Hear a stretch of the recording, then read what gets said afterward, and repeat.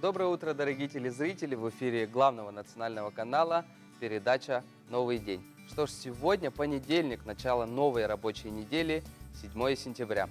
Что ж, традиционно давайте начнем наш эфир с погоды.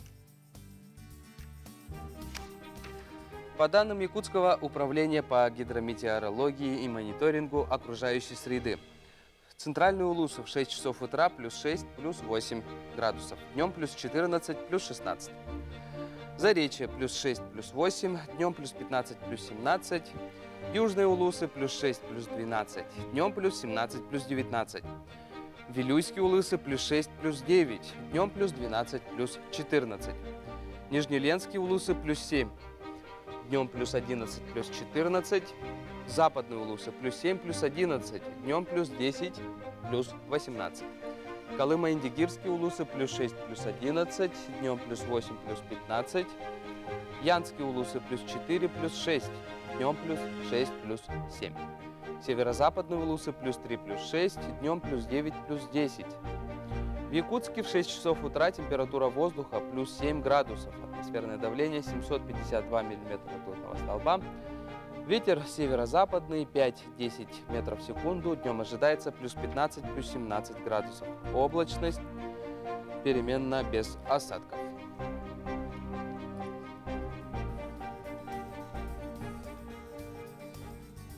Также мы хотели бы напомнить, что в прямом эфире у нас работает номер WhatsApp 8 914 279 22 62.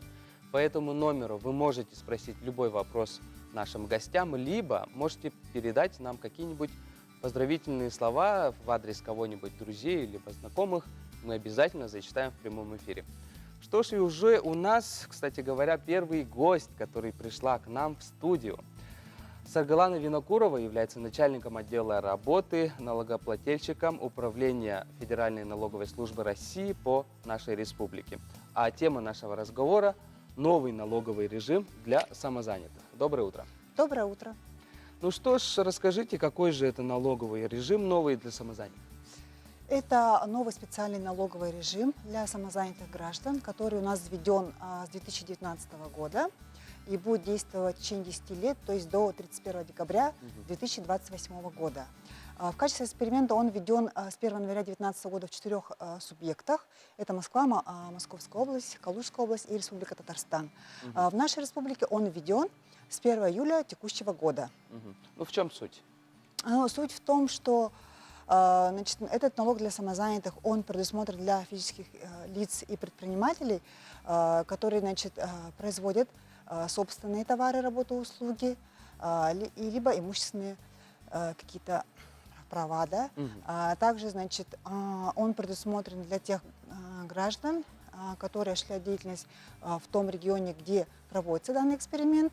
При этом они не имеют работодателя. Грузоперевозки, пассажироперевозки, ну, такие мелкие, получаются, виды услуг.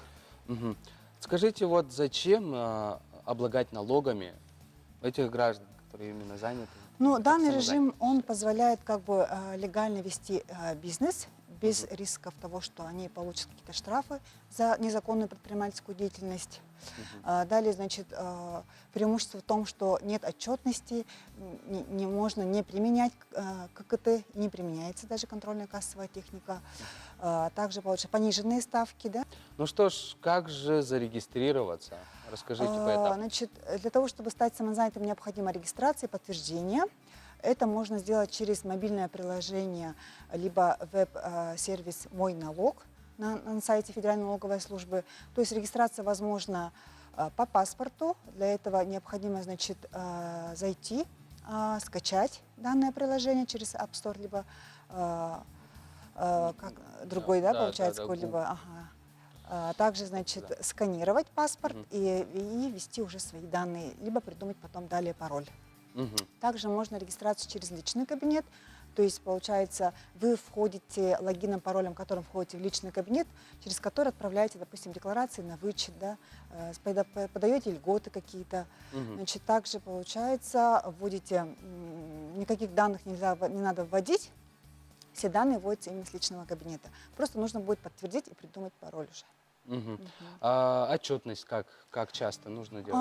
Значит, отчетности как таковой нету, декларации, как я сказала, да, нужно будет уплачивать ежемесячно не позднее 25 числа. Мгм.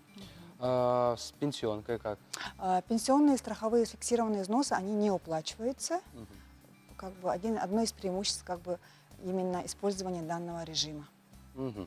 Ну, то есть, получается, в принципе, если ты сегодня начал деятельность, а спустя месяц ты прекращаешь. То есть, Да, получается, можно только за этот прекратить, период. да, в любое время. Мгм. То есть тоже подаете соответствующее заявление, уведомление через данное приложение «Мой налог» Мой в налог. нашем Ну официальном и сервисе. Да. госуслуги тоже, да, Да, включаются? также можно, если у вас есть подтвержденная учетная запись, воспользоваться данным паролем и зайти в, значит, приложение «Мой налог». Мгм. Для того, чтобы понимать разницу между налогами на самозанятого и индивидуальным предпринимателем, допустим, это же, в принципе, один шаг между ними, да, на самом-то Ну, деле? вообще, это разные системы налогообложения. Получается, налог для самозанятых, он не предполагает как бы регистрации в качестве индивидуального предпринимателя, да? То есть любое физическое лицо может использовать. Допустим, если предприниматель хочет стать самозанятым, ему необходима система налогообложения, да? Либо сняться с учета, если он является плательщиком единого налога на вмененный доход. Мгм. Ну, то есть, как бы, да, один гражданин не может быть как и самозанятым, так и индивидуальным Да, предпринимателем. совершенно правильно. Он должен как бы выбрать, что ему как бы более удобнее. Да. С точки зрения налогов и денег, можно сказать, что ну, есть же, конечно, разница между самозанятым и индивидуальным предпринимателем. Ну, конечно, есть предприниматель, допустим, как я сказала, он уплачивает независимо от ведения деятельности фиксированные страховые взносы. При данном режиме он не уплачивает. Мгм. Только в этом есть разница. Но в этом есть вообще очень много разницы, нет отчетности, да, не применяется контрольно-кассовая техника, учет ведется автоматизированно, получается учет доходов и уплата. Скажите, вот как-нибудь отслеживается ли деятельность человека, скажем так, если он, скажем так, ну, недобросовестный, можно сказать, просто Ну, ведет свою деятельность, но не ведет налоговую отчетность? Ну, конечно, вся деятельность, она как бы она контролируется налоговой службой через данное приложение. Регламентировать, автоматически. да, свои деятельности. Да, естественно, все должно быть регламентировано через данное налоговое приложение. Мгм. Саргалана, большое спасибо за информацию. Вам отличного, хорошего дня. Спасибо большое. Что ж, прошла уже первая неделя, да, учебная, но мало того, что детей нужно отправлять в школу, но желательно также еще и понимать, о чем они говорят. И мы отобрали несколько слов, которыми очень часто пользуются наши молодые дети. Спросили у старшего возраста, но для того, чтобы уравнять наши силы, мы также отобрали из 80-х и 90-х наши сленги и спросили у молодых, знают ли они. Вы знаете, что такое сторить? Ну, наверное, выкладывать свою историю в Инстаграм. Сторить. Подчеркивать. Ну, видимо, рассказывать истории? Не? Ну, это же в Инстаграме. Вы пользуетесь Инстаграмом? Да, конечно. Что такое шерить? Шерить? Ну, это же слова из английского языка. да. Шерить? Я не знаю, видимо, искать что-нибудь. Еще одно слово. Стримить. Что такое? Стремить? Ну, стремить это просить, может быть, что-то. Это, по-моему, как кого-то, ну, чтобы с кем-то не общаться. Что-то такое, по-моему. Ну, это, видимо, кого-то что-то, о ком-то что-то говорить, тоже в Инстаграме. Стримить, тоже не знаю. И последнее слово. Вписка. Что такое? Ну, прописка как бы. Может быть, подписка? Ничего на ум не приходит? Ну, это какую-то компанию вроде принимает, да? Кто такой или что такое Мурзилка? Журнал. Ну, и там герой такой в беретке желтой. Все верно. Откуда вы знаете? Ну, я читала этот журнал. Мурзилка, ну, да, это вроде как какие-то, как газета для школьников, что ли, раньше была, нет? Хорошее такое выражение. Шнурки в стакане. Ой, это выражение, наверное, да? Никто же в стакане. Ну, ложит что вот шнурки. знает. Молодежь, вот, скажем, в 80-х годах, они даже никаких догадок нет. Нет, даже не всплывает никаких ассоциаций. Мафон, видик, ну, куда вставлялась кассета и транслировалось видео, это как, не знаю, как сейчас, ну, вход для диска же есть, вот то же самое, наверное. Слаксы, мальвины и бананы. О чем речь? Мультики про Мальвину. последнее слово комок. В 90-х годах вот я, например, часто использовала это слово комок. Так, комок. Ну, я родилась после 90-х годов.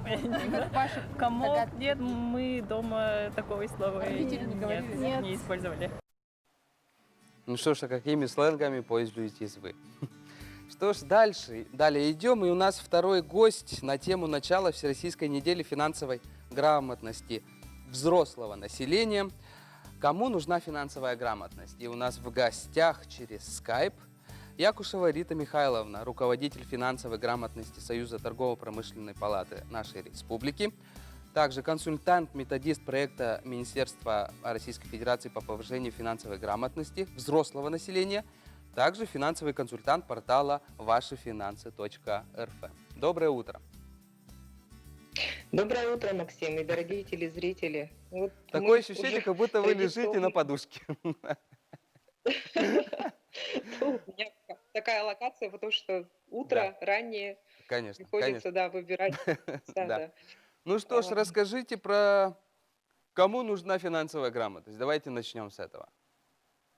Ну, давайте я расскажу немножко, да, о каких мероприятиях будут, которые будут проходить в течение этой недели, скажем так, да. Мгм. По традиции в сентябре стартует Всероссийская неделя финансовой грамотности в рамках проекта Минфина. Мгм. Вот, волонтерами которого мы являемся. То есть все участники, кто принимает участие в работе нашего центра, они все являются волонтерами проекта Министерства Российской Федерации. Мгм. Вот. Мы проводим уроки финансовой грамотности для взрослого населения. Это сотрудники бюджетных предприятий, это предприниматели, как начинающие, так и действующие. Это просто семейные люди, да. Вот. Мгм. Мы учим, как, ну, все думают, что, наверное, что все, что связано с финансами, это инвестирование и так далее. Нет, не только это. Мы учим вообще правильно распоряжаться своими деньгами, грамотно вести свой семейный бюджет. Которыми уже Учим, владеете, получается, да? конечно, да. И пандемия, допустим, да, она внесла свои коррективы как в работу предприятий в целом, так и в бюджет физических лиц. Поэтому, ну и мошенники, как мы видим, да, тоже усилили свою работу и начали массивно звонить. И очень часто мы слышим в новостях, как кто-то попался на уловки мошенников и потерял свои денежные средства. Поэтому наша первая задача – это научить взрослое население грамотно распоряжаться своими деньгами, не попадаться на уловки мошенников, Мгм. управлять своей кредитной нагрузкой и правильно формировать семейный и личный бюджет. Ну, Рит, скажите, если кратенько, да, какой же это график пользования деньгами должен быть у нормального человека, допустим, да? Нормальное отношение к финансам своим и к деньгам. Какое должно быть там? Соотношение минус-плюс. Вообще, как бы правильно вести учет доходов и расходов нужно обязательно. И получается, что если вы берете кредит, то кредитная нагрузка не должна превышать 30% от Мгм. вашего дохода, чтобы не нанести урон вашему семейному бюджету. Потому что если она будет больше, то вы уже оплачивать по кредиту не сможете. Ну, как-то так. Ну, вне зависимости от той суммы, которую вы зарабатываете, так получается? Естественно. Мгм. Естественно. Это вообще как бы это от совокупного дохода. И получается, свой доход нужно распределять грамотно. Вот мы, допустим, уже говорили, в прошлом году мы проводили с вами, да, Мгм. прямые эфиры, где мы рассказывали, как правильно вести семейный бюджет, ну и личный бюджет. И получается, что учитывать вот эти вот доходы и расходы, вот эти цифры, их Мгм. нужно обязательно. И распределять их тоже нужно грамотно. То есть вы должны четко понимать, сколько у вас денег уходит на оплату коммунальных услуг, сколько денег вы тратите на, Продукты. на продукты, да, на одежду, сколько можно потратить. Мгм. Вот. Режим самоизоляции, как правило, он внес тоже такой, ну, положительный эффект на семейный бюджет, потому что люди находились дома, смогли сэкономить на тех же, на тех же кафе, да, ресторанах. Ну, Мгм. к сожалению, предприниматели в этом плане, конечно, потеряли, но физические лица, ну, граждане, они сэкономили. Ну да. И получается, да, и в этом плане мы проводили онлайн-уроки, и то общение, которое проходило между там, нами, да, как консультантами и гражданами, мы увидели, что действительно люди научились экономить, люди Мгм. стали более, а, ну, более грамотно, Осознанными, что да, ли, скажем так. распоряжаться. Мгм. Да, да, да. Ага, И Рит, скажите, пожалуйста, как же к вам зарегистрироваться, что сделать для того, чтобы попасть на эту неделю грамотности? ну, в первую очередь, всем рекомендую смотреть утренние передачи телеканала НВК «Саха», потому что наши волонтеры будут участвовать в прямых эфирах, в Мгм. передаче «Новый день» и «Санакюн». Вот. А, те материалы, которые будут транслироваться нашими волонтерами, мы будем размещать у себя в аккаунте в социальных сетях ЦФГ Якутия. Вот. И, получается, мы будем размещать на сайтах ТПП, и на сайте Министерства финансов. Вот Мгм. как-то так. Ну вот со своими личными вопросами как вам обратиться? С личными вопросами можно писать в директ. Я всегда отвечаю. Мы включаем в группу. У нас есть группа WhatsApp, где мы проводим консультации. Все консультации бесплатные абсолютно. Вот, мы уже помогли нескольким людям. Мгм. И очень рады, что наша работа приносит положительный результат. Ну, действительно, у вас дело бравое, да, на самом деле нужно, чтобы все были финансово грамотны. Рит, большое спасибо за информацию. Мы очень ждем эту неделю финансовой грамотности для того, чтобы наконец-то правильно вести свой доход и расход. Спасибо Спасибо. большое. Спасибо большое, Максим. До До свидания. свидания. Вчера буквально, да, это было первое воскресенье сентября, прошел праздник, День нефтяника или по-другому День газовика. Самый главный праздник для работников этой отрасли. В нашем краю существенно облегчена, а значит есть и завод, который перерабатывает и подготавливает природный газ для пользования. Наш газоперерабатывающий завод, он имеет длинную историю. Вот там за мной баннер, если его видно будет, конечно, нашим зрителям, на котором написано, что нашему заводу в прошлом году исполнилось 20 лет. То есть в 1999 году он был официально пущен в эксплуатацию. Но на самом деле заводу больше времени, потому что первую продукцию мы получили в 1994 году. Это, по сути дела, начало, когда у нас запустилась технология, а потом мы в течение 5 лет уже вводили другие объекты, все, которые вот вы, наверное, увидите на кадрах сегодня. Наш завод производит несколько видов продукции. Один из них в качестве моторного топлива для наших автомобилистов. А кроме того, автомобильный бензин, ну, это небольшое производство. Кроме этого, сейчас завод занимается модернизацией. То есть мы внедряем новую технологию. Это учрежден профессиональный праздник – День работников нефтяной, газовой и топливной промышленности, который часто называют просто День нефтяника или День газовика.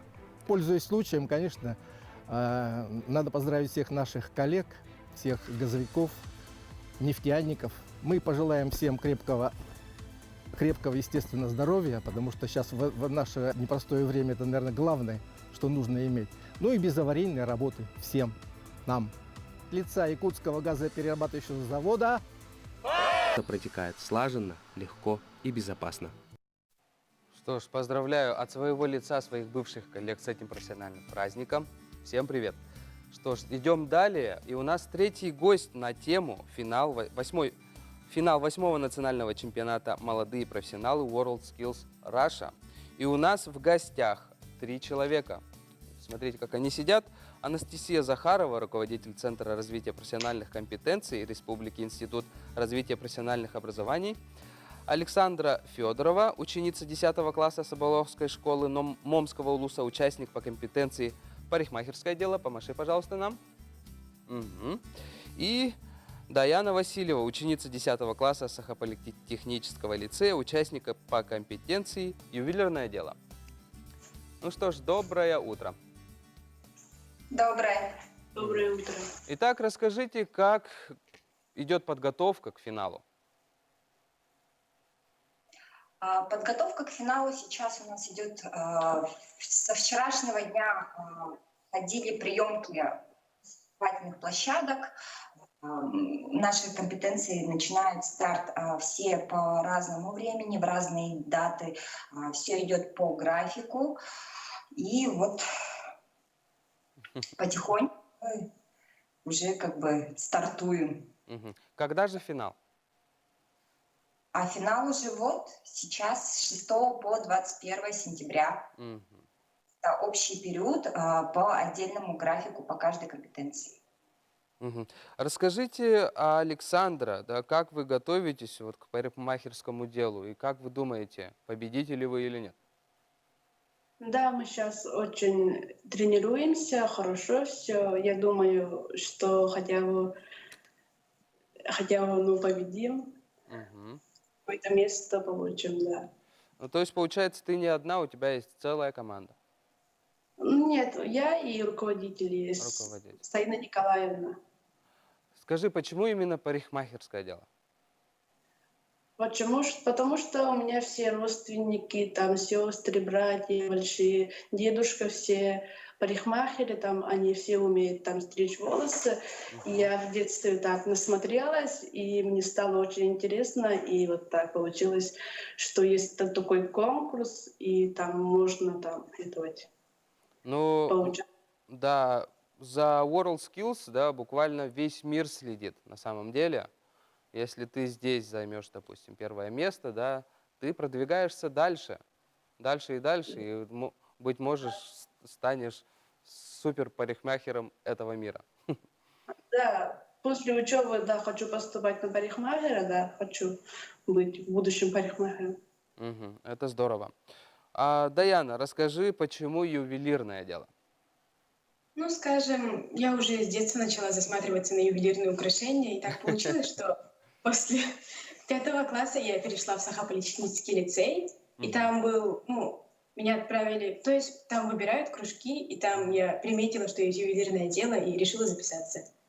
Так и понеслось. Ну, это интересно. Чем ты руководствовалась? Ну, люблю все блестящее, там, я не знаю. Да, так и есть. Ну что ж, надо, чтобы дарили, но если не получается дарить, надо самой создавать. Так и есть. Отлично. А как вот вообще проходят вот эти конкурсы, да? Как отбираются, допустим, у парикмахеров это лучшая прическа, а у ювелиров это самое лучшее ювелирное изделие, или как? По каким критериям? По каким критериям? Нам дается эскиз, мы его выполняем, и потом несколько экспертов все это смотрят, проверяют и выделяют лучшего. А у нас, типа, дают прическу, там, окрашивание, стрижка, и делаешь такую прическу, окрашивание и стрижку. И оценивает тоже там много экспертов. Ну, то есть, получается, уже готовую прическу. Они там нету, там сама делаешь, короче, доктора. Анастасия, расскажите, как отбираются дети? Ну, дети у нас отбираются по 2 возрастным категориям, да, это студенты в профессиональных образовательных учреждениях и категория юниоров от 10 до 16 лет. Отбор на финал у нас проходит через участие в открытом региональном чемпионате. По результатам данного чемпионата у нас уже формируется сборная команда для участия в финале. Как вы считаете, наши дети на что способны? Наши дети, конечно, способны на многое. Они... Не будем загадывать, да, на самом деле, но... А в прошлом году из республики сколько было медальных мест? Там, 1, 2, 3, или как отбирается? В прошлом году у нас было 3 медальона. Были одна бронза была и 1 серебро. Ну, в этом году, я надеюсь, будет еще и больше и больше. На самом деле, дети, я вижу, заряжены, да, на самом деле, это их деятельность, которая им нравится с самого детства. Это же очень важно.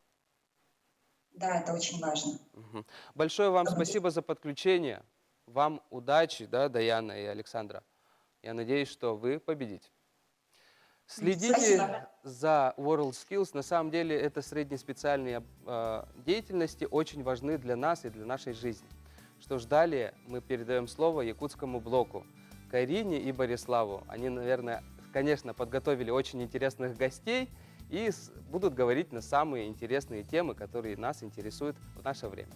Желаю вам отличного дня. Пока-пока.